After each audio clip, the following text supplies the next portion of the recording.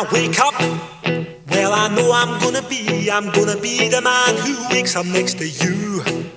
When I go out, yeah, I know I'm gonna be the man who goes along with you. If I get drunk, well, I know I'm gonna be the man who gets drunk next to you. And if I haver, yeah, I know I'm gonna be the man who's havering to you. But I would walk 500 miles and I would walk 500 more just to be the man who walked 1,000 miles to fall down at your door. When I'm working, yes, I know I'm gonna be the man who's working hard for you. And when the money comes in for the work I do, I'll pass almost every penny on to you. When I come home, oh, I know I'm gonna be the man who comes back home to you. And if I broke, well, I know I'm gonna be the man who's going over you. But I would walk 500 miles and I would walk 500 more just to be the man who walks 1,000 miles to fall down at your door.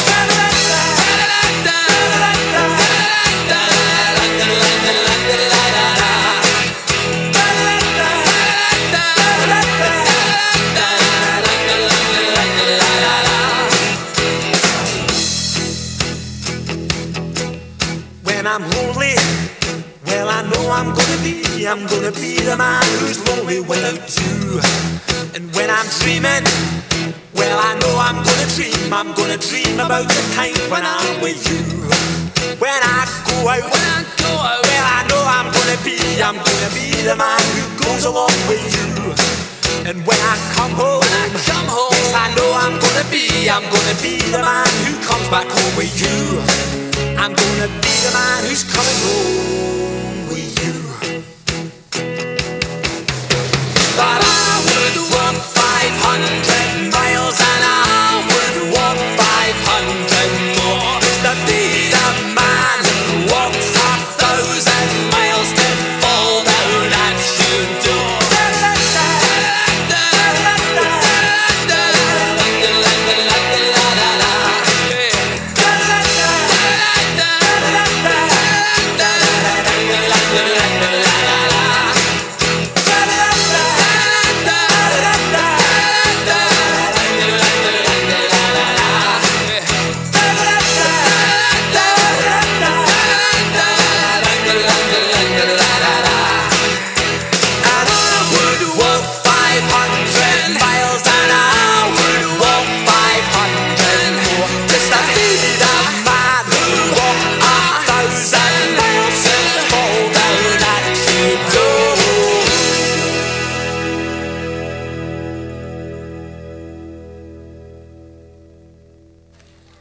Good afternoon, everyone. Scottish Highland dancing is a celebration of the Scottish spirit. It showcases a spectacular combination of strength, agility, precision of movement, and traditional costume. Dancers are often accompanied by a bagpiper who will play traditional tunes such as strathspeys, reels, hornpipes, and jigs. Each dance is made up of different parts called steps, which are typically grouped from 4 to 6 per dance. We are the Guthrie School of Dance, and we thank you for allowing us to share this ancient art with you. Likely the oldest of the traditional dances of Scotland, the Highland Fling pays homage to the Highland stag that provided the people of the Highlands with food and clothing. Dancers learned early to move with great dexterity and to shape their hands like the head of the stag in order to better mimic its movement. You will also notice that the dance is done on the spot. This is because the dancer would lay down his small shield or targe on the soft or uneven ground to create a solid platform to dance on.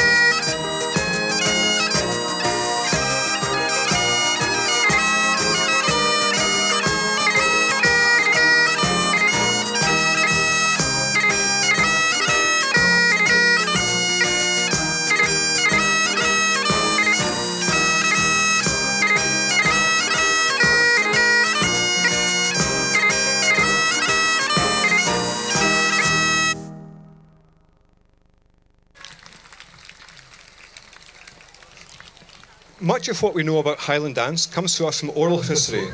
Legend has it that the first sword dance was done by the Celtic Prince Malcolm of Canmore after a battle in 1054. He laid down his sword over that of his vanquished enemy and danced over them to celebrate his victory. It is also said that warriors would dance over their swords before a battle.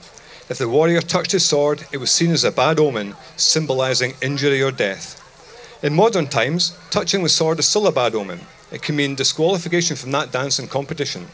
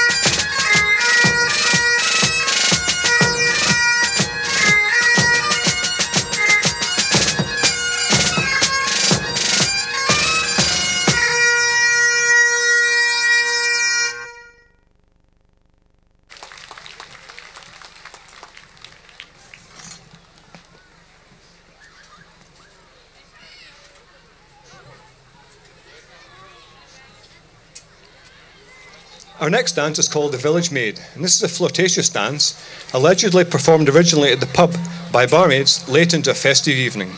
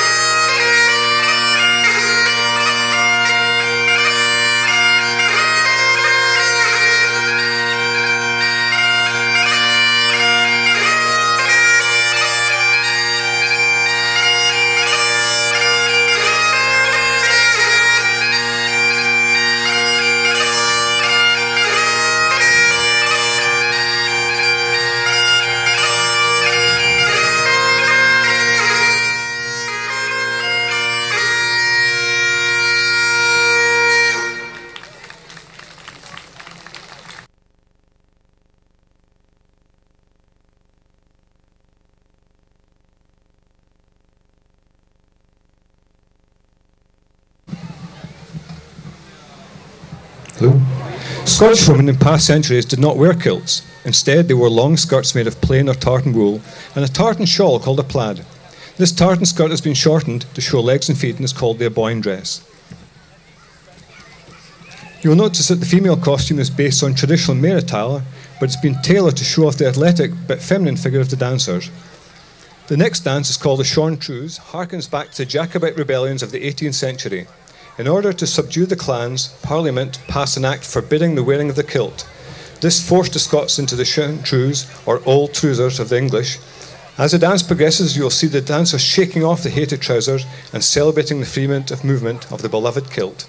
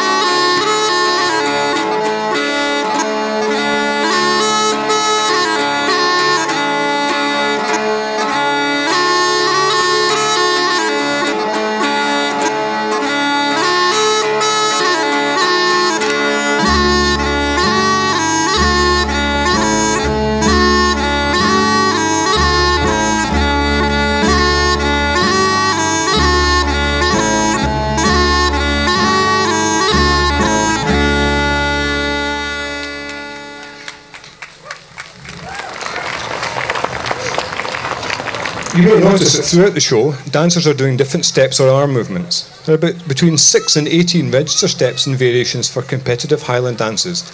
Dancers are often given the freedom to choose which steps best suit their individual strengths. In addition to a busy competition schedule, dancers, teachers and judges take regular exams to maintain the standards of Highland dance. Flora MacDonald is one of the most intriguing and celebrated women in Scottish history. During the Second Jacobite Rebellion of 1745, Flora disguised Bonnie Prince Charlie as her maidservant, Betty Burke, and ferried him from the mainland to the Isle of Skye to avoid his capture by the English troops. The pair were eventually caught, and Flora was imprisoned for several years. Upon her release, she travelled to the New World, where her husband was swept up in the American Revolution. Having had enough, Flora made her way back to Scotland, but not without first engaging in some light piracy. Flora is said to perform this dance for Prince Charlie on the Isle of Skye.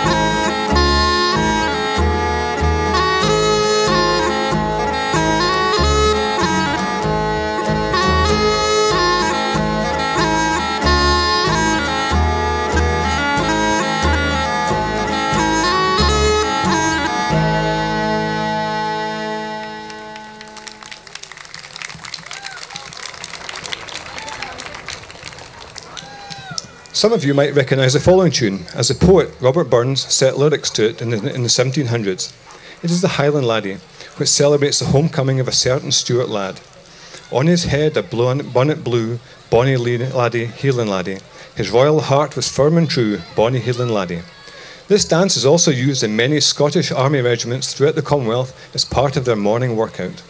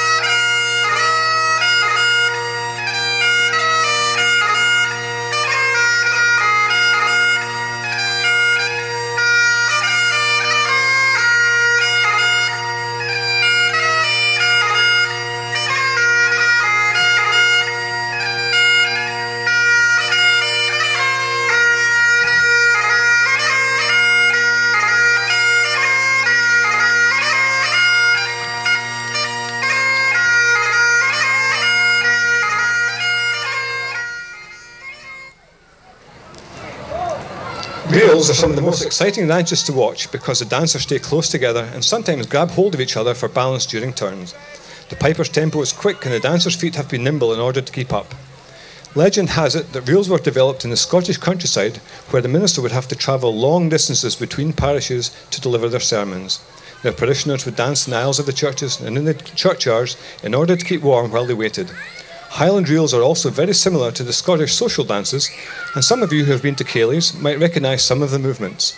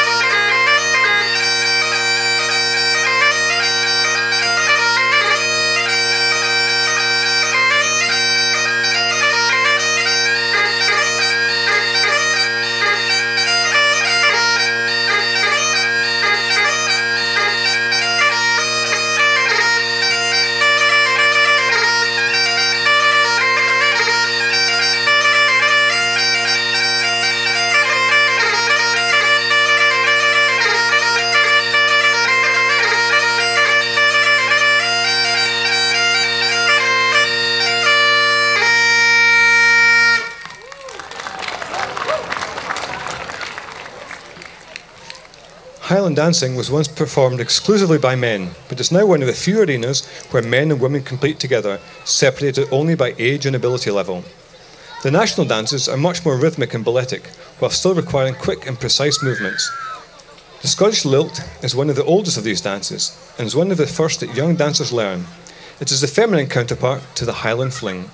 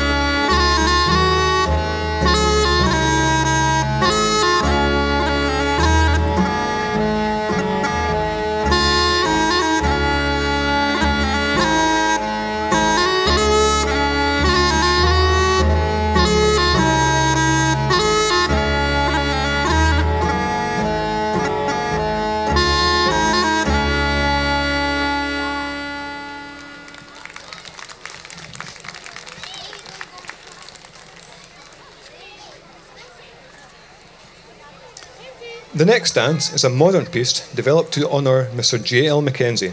Mr. Mackenzie was an accomplished dancer and advocate for Highland dance throughout the British Commonwealth. After winning a number of world championships, he was invited to dance for the newly crowned Queen Elizabeth at Buckingham Palace. Later, he was made a member of the British Empire for his work in sharing Scottish culture with the world.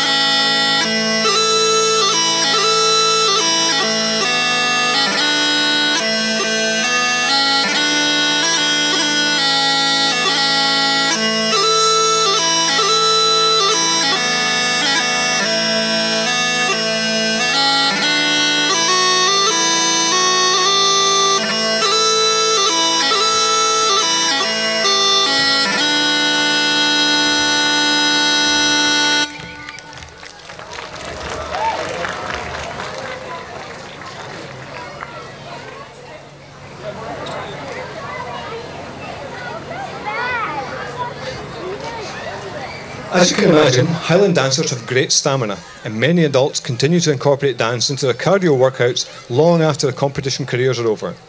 Highland dancers jump on average 175 times in a dance, which for some is equivalent to running a mile. A dancer will also burn more calories in 1/2 hour of dance than a 170-pound man would burn in an hour of soccer. Highland flings in small groups are a great way to get your daily workout. We want to thank you again for letting us dance today. Our last dance is the masked fling. You are welcome to join in with our dancers as we celebrate a great event. Would anyone like to join us on the stage? You're all welcome. No takers?